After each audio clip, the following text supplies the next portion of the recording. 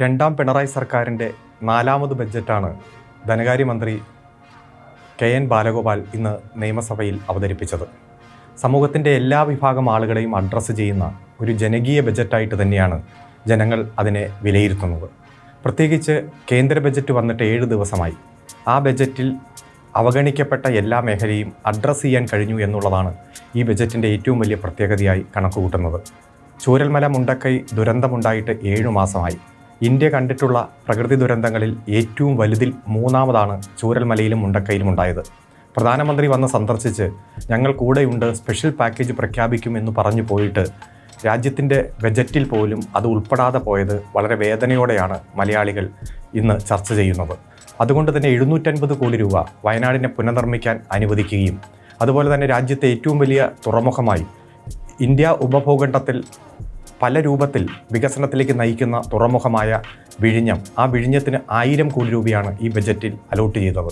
അടുത്ത കാലത്ത് ഏറ്റവും ചർച്ച ചെയ്യപ്പെടുന്ന വന്യജീവി ആക്രമണവുമായി ബന്ധപ്പെട്ടുകൊണ്ടും കേന്ദ്ര ഗവൺമെൻറ് അവഗണിച്ച മേഖലയിൽ പണം മാറ്റിവെച്ച് വലിയ രൂപത്തിൽ ആ പ്രശ്നത്തെ പരിഹരിക്കാൻ വേണ്ടിയിട്ടുള്ള ഇടപെടൽ ഉണ്ടായി.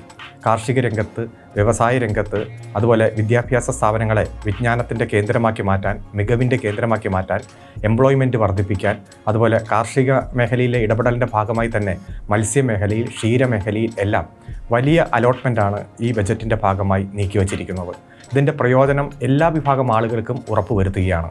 പ്രത്യേകിച്ച് വികസന രംഗത്ത്, ഈസ് ഓഫ് ഡൂയിങ് ബിസിനസ്സിൻ്റെ രംഗത്ത് 1ാം സ്ഥാനത്തായി നമ്മുടെ സംസ്ഥാനം മാറുമ്പോൾ പശ്ചാത്തല സൗകര്യങ്ങൾ ഉറപ്പുവരുത്തുക എന്നതാണ് ഏറ്റവും ആവശ്യകത.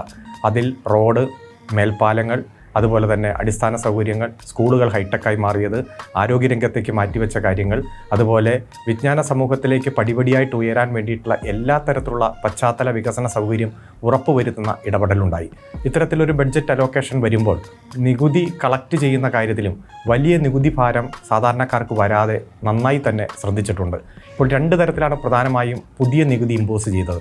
ഒന്ന് കോടതി വ്യവഹാരങ്ങളുമായി ബന്ധപ്പെട്ടാണ്. അത് 1 വർഷമായി തന്നെ ഹൈക്കോടതിയിൽ നിന്ന് റിട്ടയറായ ജഡ്ജിയുടെ നേതൃത്വത്തിൽ പഠനം നടത്തി ലിറ്റിഗൻസിനെയും അതുപോലെ അഭിഭാഷകരെയും ക്ലർക്കുമാരെയും എല്ലാം അവരുടെ വാദം കേട്ടതിന് ശേഷമാണ് ചെറിയ രൂപത്തിൽ ഇപ്പോൾ ലിറ്റിഗൻ ഫീ അടക്കം, കോർട്ട് ഫീ അടക്കം വർദ്ധിപ്പിക്കുന്ന സാഹചര്യം ഉണ്ടായത്. അതുപോലെ സ്ഥലത്തിൻ്റെ നികുതിയുമായി ബന്ധപ്പെട്ടുകൊണ്ടുള്ള വർധനവും നാമമാത്രമായിട്ടുള്ള വർധനവാണ്. കാരണം നമുക്കറിയാം 50% എന്ന് പറയുമ്പോഴും ഇപ്പോൾ നികുതി നിലവിൽ അടച്ചുകൊണ്ടിരിക്കുന്ന എത്രയാണ്, വർധനവ് വരുമ്പോൾ എത്രയാണെന്ന് പരിശോധിച്ചാൽ നമുക്കതിൻ്റെ വ്യത്യാസം മനസ്സിലാക്കാൻ കഴിയും.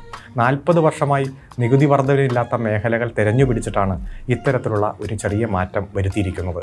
ഏതായാലും വിദ്യാർത്ഥികൾക്കും, യുവജനങ്ങൾക്കും, കർഷകർക്കും, തൊഴിലാളികൾക്കും, അതുപോലെ വ്യവസായ മേഖലയിൽ പണിയെടുക്കുന്നവർക്കും, IT എക്സ്പേർട്സിനും, അതുപോലെ തന്നെ വിവിധ രംഗങ്ങളിൽ പഠനം പൂർത്തീകരിച്ച് ജോലി കാത്തിരിക്കുന്നവർക്കും, സ്ത്രീകൾക്കും, അതുപോലെ തന്നെ ഗ്രാമീണ തൊഴിലുറപ്പ് പദ്ധതിയുടെ ഭാഗമായി ജോലിയെടുക്കുന്നവർക്കും എല്ലാം ഏറ്റവും ആശ്വാസകരമായ ബഡ്ജറ്റിൽ ഏറ്റവും പ്രതീക്ഷയോടെ നാം കാണുന്നത് വയോജനങ്ങളുമായി ബന്ധപ്പെട്ടുള്ള കാര്യമാണ്. 70 വയസ്സ് കഴിഞ്ഞ് 80 വയസ്സ് കഴിഞ്ഞ് വീട്ടിൽ വിശ്രമിക്കുന്നവർക്ക് ഒരു പുതിയ ഇന്നിങ്സ് തുടങ്ങാൻ വേണ്ടിയിട്ടുള്ള കോടിക്കണക്കിന് രൂപ മാറ്റിവെച്ച് അവരെ കൂടി വിശ്വാസത്തിലെടുത്ത് അവരുടെ ഒരു സേവനം പ്രയോജനപ്പെടുത്താൻ വേണ്ടിയിട്ടുള്ള നടപടികൾ കൂടി സ്വീകരിക്കുമ്പോൾ കൊച്ചുകുട്ടി മുതൽ ഏറ്റവും പ്രായമായവരെ വരെ അഡ്രസ്സ് ചെയ്യുന്ന, വലിയ നികുതി ഭാരമില്ലാത്ത, സമൂഹത്തിൻ്റെ എല്ലാ വിഭാഗം ആളുകൾക്കും അലോക്കേഷൻ വരുന്ന, പ്രത്യേകിച്ച് ചികിത്സയും ആരോഗ്യരംഗത്തെ ഇടപെടലും എല്ലാം, അതുപോലെ ക്യാമ്പസുകൾ, കോളേജുകൾ, സർവകലാശാലകൾ, അതുപോലെ സർക്കാർ ജീവനക്കാർക്കെല്ലാം ഏറ്റവും ആശ്വാസകരമായിട്ടുള്ള കാര്യങ്ങൾ. DA കുടിശ്ശിക വിതരണം ചെയ്യുന്നു, അവരുടെ ശമ്പള വർധനവിൻ്റെ കുടിശ്ശിക വിതരണം ചെയ്യുന്നു, PF ലയിപ്പിക്കുമ്പോഴും അത് അപ്പോൾ തന്നെ വിഡ്രോ ചെയ്യാൻ വേണ്ടിയിട്ടുള്ള സാഹചര്യം. അത്തരത്തിൽ ഏറ്റവും ആശ്വാസകരമായ ബഡ്ജറ്റ് കേരളം കൈയടിച്ച് സ്വീകരിക്കുന്ന ഒരു സാഹചര്യം നാം കാണുകയാണ്.